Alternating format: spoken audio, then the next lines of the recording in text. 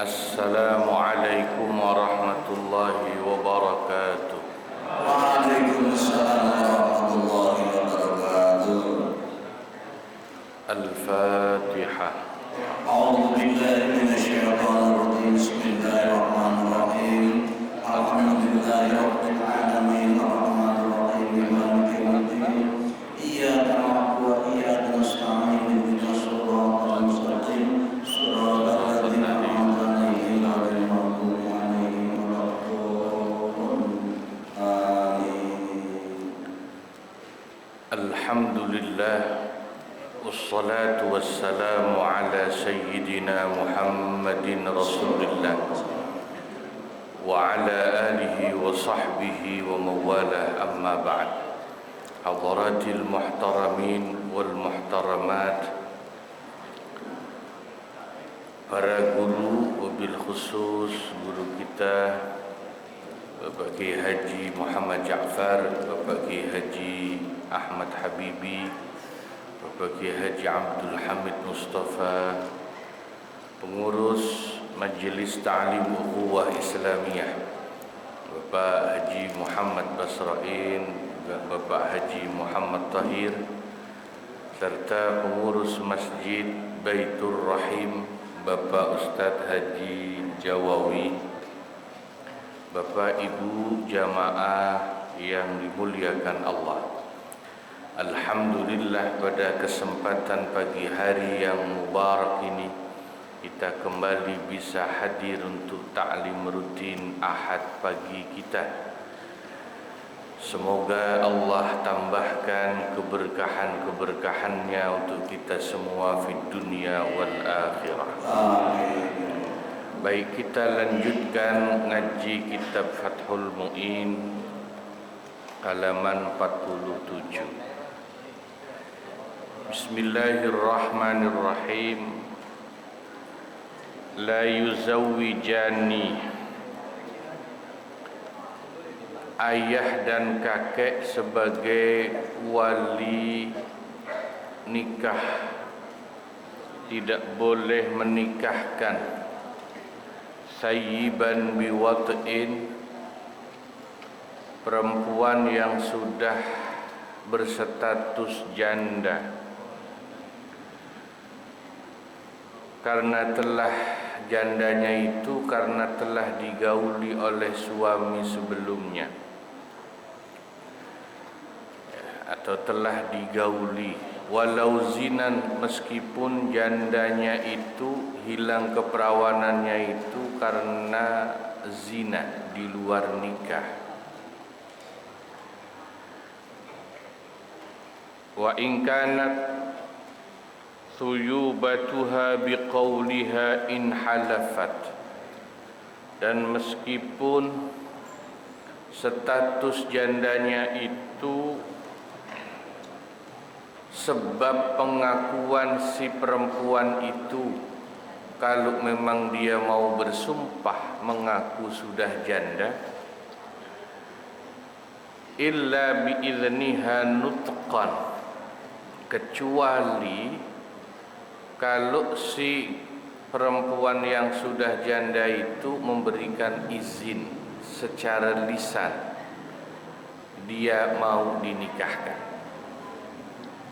Lil khabari sabiqi, karena ada hadis yang telah lewat sebelumnya kita bahas, ya, yang berbunyi wasayyibu ahaqqu binafsiha, ya, wanita yang statusnya sudah janda itu yang lebih berhak menikahkan dirinya dalam hak memberikan izin kepada walinya. Jadi harus ada izin secara lisan dia mau dinikahkan.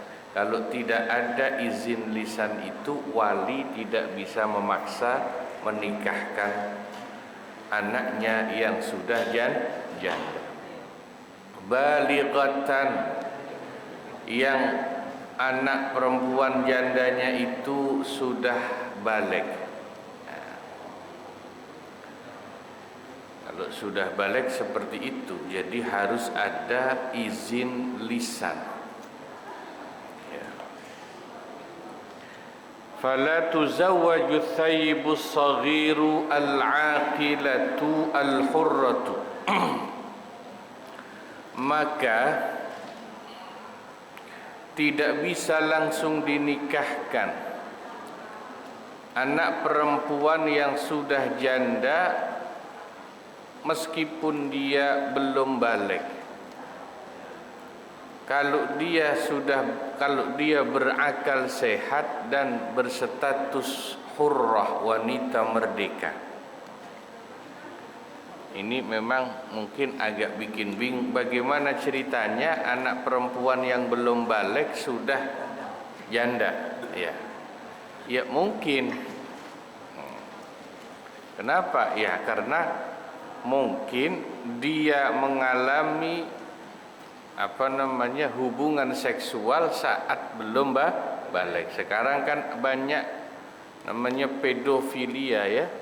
Anak di bawah umur yang dilecehkan secara seksual. Atau nanti dibahas belakangan. Hilang keperawanannya itu mungkin karena faktor lain. Bisa secara medis. Nah, gimana itu? Tidak bisa langsung dinikahkan, kecuali kan tadi dengan izinnya secara lisan. Lah masalahnya ini anak di bawah umur yang belum balik, maka hatta tablugha, baru boleh dinikahkan menunggu anak itu balik. Anak itu cukup umur. Li'adami tibari idniha, karena anak di bawah umur yang belum balik itu tidak diterima pemberian izinnya itu. Khilafan li Abi Hanifah radhiyallahu anhu, meskipun pendapat ini berbeda dengan pendapat Imam Abu Hanifah. Wa tusaddaqu al-mar'atul balighatu, dan wanita yang sudah balik, sudah dewasa bisa dibenarkan, diterima fi da'wa bikaratin bila yaminin, dalam hal dakwaan pengakuan akan kegadisannya, keperawanannya, bahwa dia masih perawan tanpa harus bersumpah. Kalau ada anak perempuan mengaku masih perawan, itu dia nggak usah bersumpah, bisa diterima. Kalau nggak usah bersumpah, ya berarti apalagi nggak perlu dites secara medis, ya sudah diterima saja. Wasaibu wasuyubatin qabla aqdin, juga bisa diterima pengakuan, atau sebaliknya bisa juga diterima pengakuan seorang perempuan bahwa dia sudah janda. Janda yang bukan karena sudah menikah ya, tapi karena hubungan seksual di luar nikah. Qabla aqdin 'alaiha biyaminiha, tapi dengan sumpah. Kalau ini dengan sumpah. Ya sebetulnya sih ya agak zaman sekarang ini fenomenanya, kalau ada perempuan belum menikah dia ngaku udah nggak perawan, itu sih rada masuk akal. Karena kebanyakan anak perempuan sekarang doyan keluyuran. Jadi kalau udah nggak perawan itu ya rada pantes. Doyan keluyuran, pulang malam, pergaulan bebas. Nah, jadi memang sekarang ini ya begitu, kita tidak kaget. Asalkan pengakuan itu diucapkan sebelum akad nikah. Sebelum akad nikah. Wa illam tatazawwaj wa lam tadhkur sababan, meskipun hilangnya kegadisannya itu bukan karena dia sudah menikah, atau meskipun hilangnya kegadisannya itu tanpa dia sebutkan sebabnya apa. Fala tus'alu 'anis sababil ladzi sarat bihi thayyiban, maka tidak perlu ditanya tentang sebab apa yang menjadikan dia itu sudah tidak gadis lagi. Ya, asal dia bilang begitu, bersumpah, sudah diterima pengakuan itu, maka statusnya dia sudah tidak gadis lagi. Iya, itu kan sampai ada lagunya tuh ya. Mansur apa siapa ya? Mansur ya, Mansur S ya. Kau masih gadis. Ya Allah. Duetnya sama siapa itu? LP bukan? Ah, LP. Yang hafal no. Yang hafal ini ketahuan kelahiran tahun lama ini berarti ini ya. Kalau yang anak-anak milenial sekarang siapalnya lagu-lagu milenial ya. Wa kharaja biqauli qabla al-aqdi, tidak termasuk dengan ucapan saya qabla al-aqdi, sebelum akad nikah, adalah dakwaha as-thuyubata, pengakuannya bahwa dia sudah janda, ba'da ayyuzawwijahal abu bighairi idhniha bidhannihi bikran. Beda lagi kalau anak perempuan itu ngaku jandanya sesudah dinikahi nama bapaknya, karena bapaknya menganggap dia masih perawan, sehingga dinikahkan tanpa harus izin. Kan wali mujbir, bapak kandung itu kalau anak gadis masih gadis bisa menikahkan tanpa izin anak gadisnya. Udah dinikahin baru dia ngaku, Pak saya udah nggak perawan. Nah, misalnya begitu. Nah, kalau begini nggak diterima pengakuan bahwa dia udah nggak perawan tapi ngakunya sesudah dinikahkan. Itu tidak diterima pengakuan itu. Fala tusaddaqu hiya lima fi tasdiqiha min ibtalin nikah, karena pengakuan itu kalau diterima bisa menyebabkan akad nikah yang sudah terjadi menjadi batal, maka enggak diterima. Nah, pengakuan kalau dia sudah janda. Ma'annal asla baqaul bikarati, sedangkan kaidah asalnya itu bahwa seorang wanita sebelum menikah itu tetap dalam status perawan. Jadi kaidah fikih kalau dalam hal gadis atau sudah janda, asal sebelum akad nikah, maka kaidahnya al aslu baqaul bikarah.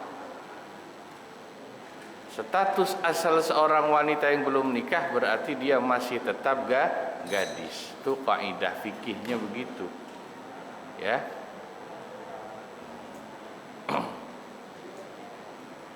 Ya, itu merupakan kaidah cabang dari kaidah fikih yang berbunyi al aslu baqa'u makana ala makana. Asal hukum sesuatu itu adalah tetap dalam keadaan yang sebelumnya sudah ada. Al aslu baqa'u makana ala makana. Kalau kita baca kitab Qawaidul Fiqhiyah itu bunyinya begitu. Status asal sesuatu dalam hukum fikih itu adalah tetap dalam kondisi di mana dia berada dalam kondisi itu awalnya. Maka nanti kalau dipakai dalam bab orang batal wudu apa enggak, ya, ada orang sudah wudu terus dia lupa, saya udah batal apa belum? Itu kan ya, lupa nih. Maka hukumnya apa? Batal apa belum? Al aslu baqa'u makana ala makana. Orang sudah wudu, berarti kondisi awalnya adalah dia suci karena sudah cuman lupa sudah batal apa belum, maka dihukumi belum, dia masih tetap suci ya, dalam kondisi punya wudu. Ballau syahidat arba'u niswatin thuyubataha indal aqdi lam yabtul.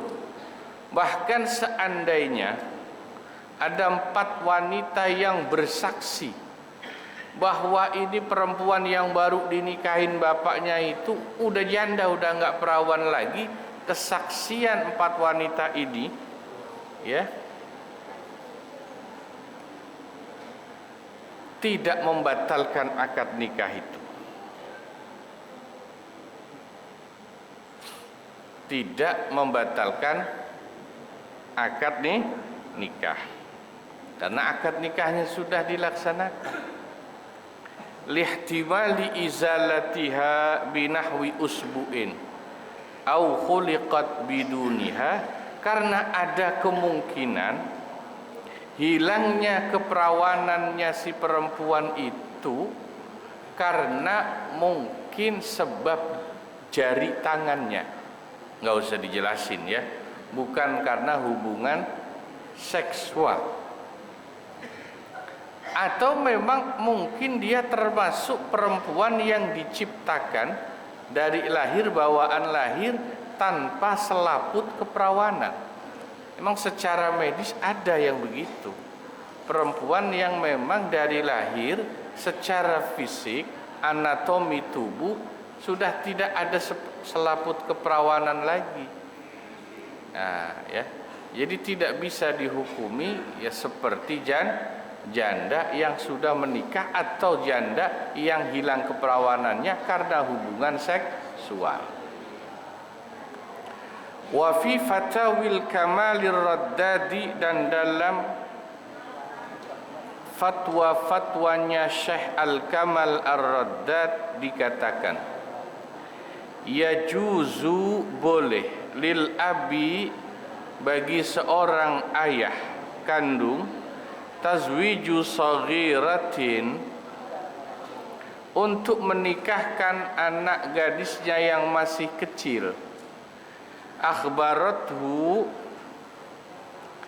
yang anak gadisnya itu memberitahu kepada bapak kandungnya, anna zaujal ladzi talaqaha lam yata'ha, bahwa suaminya yang pertama yang sudah mentalak atau menceraikannya itu belum menggaulinya. Ai idza ghalaba ala dhannihi sidqu qaliha, maknanya kalau memang kuat dugaannya si ayah kandung itu akan kebenaran ucapan anak gadisnya itu. Wa in asyaraha zawju ayyaman, meskipun anak gadisnya yang masih kecil yang sudah nikah itu sudah sempat hidup bareng suaminya selama beberapa hari. Wala yuntadharu bulughuha litazwij, dan tidak perlu untuk menikahkannya menunggu balik lagi. Jadi kasusnya tuh begini, ada anak perempuan sudah dinikahkan dulu sama bapaknya dengan suaminya, tapi anak perempuannya itu masih belum balik ya. Lalu diceraikan oleh suami pertama ya, karena suami pertama menceraikannya berarti kan secara hukum nikah janda ya. Tapi anak perempuan ini bilang dia belum pernah disentuh ya, digauli oleh suami yang pertama, maka statusnya masih seperti anak gadis perawan. Kalau begitu nggak perlu nunggu balik lagi untuk minta izinnya. Ini menurut fatwa Syekh Al-Kamal Ar-Raddad. ya.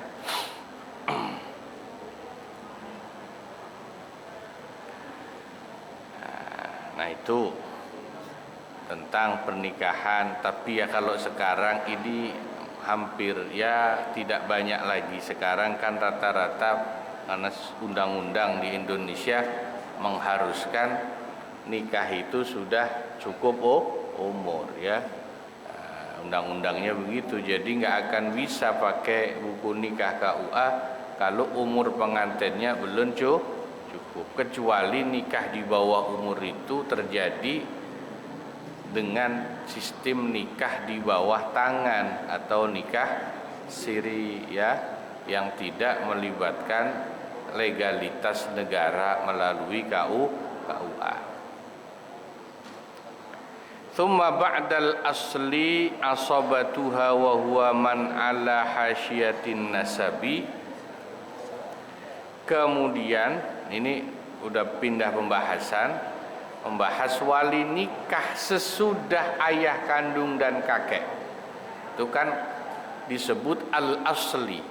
Ya, al-aslu wali nikah yang merupakan orang tua kandung atau kakek kandung, bapak kandung dan ayah kandung. Itu urutannya ya ayah kandung dan kakek kandung. Wali nikah yang pertama itu. Kalau sesudah itu siapa urutan wali nikah berikutnya? Asobatuha adalah pihak asobahnya si anak gadis itu, wa huwa man ala hasyiatin nasabi, yaitu kerabat nasab yang berada pada jalur nasab secara melintang. Nanti di bawah diterangin siapa saja. Tapi sebelum kita lanjutin, wali nikah sesudah ayah dan kakek kandung itu, kalau dalam mazhab Syafi'i nanti nggak ketemu di sini. Ini ada saudara laki-laki ya, habis itu dan paman. Paman itu saudara ayah yang dimaksud am. Itu wali nikah berikutnya, dan anak-anak mereka, anak dari saudara laki-laki kita atau disebut ponakan laki-laki. Urutan berikutnya paman, saudara laki-laki ayah, dan anaknya paman. Itu namanya apa? Anaknya paman, sepupu. Nah, ini menarik nanti dibahas ya. Tapi sebelum kita lanjut itu, saya perlu ingatkan, mazhab Syafi'i ini agak beda dalam masalah wali nikah nasab dengan mazhab lainnya, Hanafi, Maliki, Hambali. Di mazhab Syafi'i, anak laki-laki dari seorang perempuan, anak kandungnya itu enggak masuk wali nikah. Tapi tiga mazhab lainnya itu memasukkan anak laki-laki dari seorang wanita bisa menjadi wali nikahnya. Jadi gini, ada perempuan janda udah punya anak, ya, anak laki-laki nih dari suami pertama ya, nggak ada wali nikah lainnya, maka anaknya yang sudah balik bisa jadi wali nikah ibunya. Itu mayoritas mazhab lain boleh, tapi mazhab Syafi'i malah nggak ada, ya, nggak dipakai anak dalam mazhab Syafi'i, tidak bisa menjadi wali nikah untuk menikahkan ibunya. Nah, itu menarik itu memang. Ya, jadi agak ya mazhab Syafi'i agak beda sendiri ya. Nah, sebelum kita lanjutkan sampai sini dulu ya. Nanti berikutnya membahas itu siapa saja wali nikah berikutnya sesudah ayah kandung dan kakek kandung. Wallahu a'lam bishawab. Wa ilaihil marji'u wal ma'ab. Kurang lebihnya mohon maaf. Wassalamualaikum warahmatullahi wabarakatuh.